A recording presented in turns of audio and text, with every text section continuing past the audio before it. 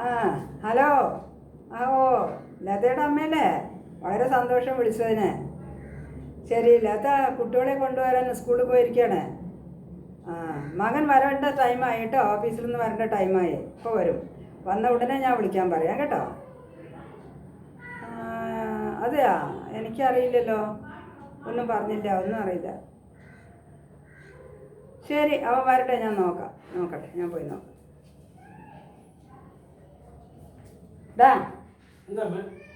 ഇവിടെ വന്നിരിക്കാൻ.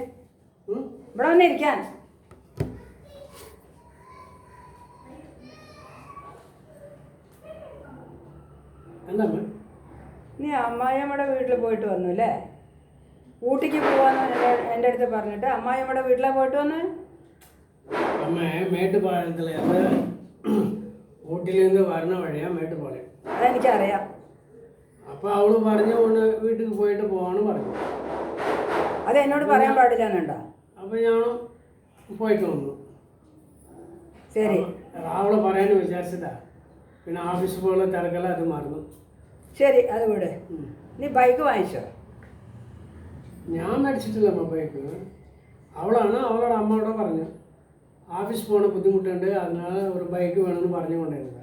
അല്ല, അമ്മ എനിക്ക് ബൈക്ക് മേടിച്ച് കൊടുത്ത് ഞാൻ കൊണ്ടുവന്നു, അത്രേ ഉള്ളൂ. ആ അമ്മ, ലതയുടെ അമ്മ പാവം. എനിക്കറിയാം, ഞാനും ഒരു അമ്മയാണ്. അവരുടെ ഹസ്ബൻഡിൻ്റെ ഒരു തുച്ഛമായിട്ടുള്ളൊരു പെൻഷനാണ് അവർക്ക് കിട്ടുന്നത്. അത് ആ 2 പെൺകുട്ടികളുണ്ട്. ഇനി അവരെ പഠിപ്പിച്ചിട്ട് അവരെ കല്യാണം കഴിച്ചിട്ട് അയക്കണം. അതിനെന്താ വഴി, കാശ് ചേർത്ത് വയ്ക്കണം, എങ്ങനെയാണ് ഞാൻ എന്താ ചെയ്യേണ്ടതെന്നുള്ള ആ ഒരു വിഷമത്തിലായി മരിക്കണേ. അറിയോ നിനക്ക്? അത് എനിക്ക് അറിയാം. അതൊക്കെ അറിഞ്ഞിട്ട് അങ്ങനെയൊക്കെ ചെയ്യുന്നത്. അവളുടെ ബുദ്ധി അവിടെ പോയി. അവൾക്കും അറിയില്ല അവൾക്ക് 2 അനിയത്തിമാരുണ്ടെന്ന്.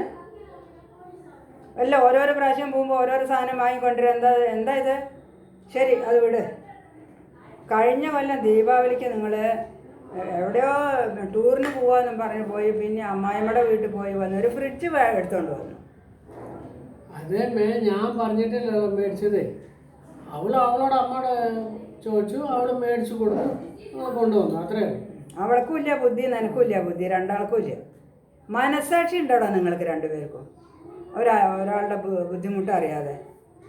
അമ്മയുടെ ബുദ്ധിമുട്ട് അറിയണ്ടേ? നിങ്ങൾ അവരെയാണ് സഹായിക്കേണ്ടത് ഇപ്പോൾ. മനസ്സിലായോ? അതാണ് ഒരു കുടുംബം. അതുകൊണ്ട് അങ്ങനെ ഇത്ര ദേഷ്യപ്പെടുന്നത് എന്തുണ്ട്? ദേഷ്യമല്ല, നിങ്ങളെ മാതിരി ആൾക്കാരുണ്ടായിട്ടാണ് ഈ ലോകത്തിലെ സ്ത്രീധന പ്രശ്നങ്ങൾ, ആത്മഹത്യാ പ്രശ്നങ്ങൾ, അത് കാരണം കൊണ്ട് കൊല, ഇതെല്ലാം നടക്കുന്നത് നിങ്ങളുടെ മാതിരി ആൾക്കാരുണ്ടായിട്ടാണ്. അമ്മ ഒന്ന് വിഷമിക്കണ്ട. ഭയങ്കര തലവലി ഓഫീസിലെ ജോലിയാ. ഒരു കോഫി ഉണ്ടാക്കി കൊടുക്കുക. എനിക്ക് വയ്യ, എൻ്റെ ഭാര്യ വരുമ്പോൾ ഉണ്ടാക്കി തരാം. ഞാൻ മുഖം കഴുകിട്ടോ.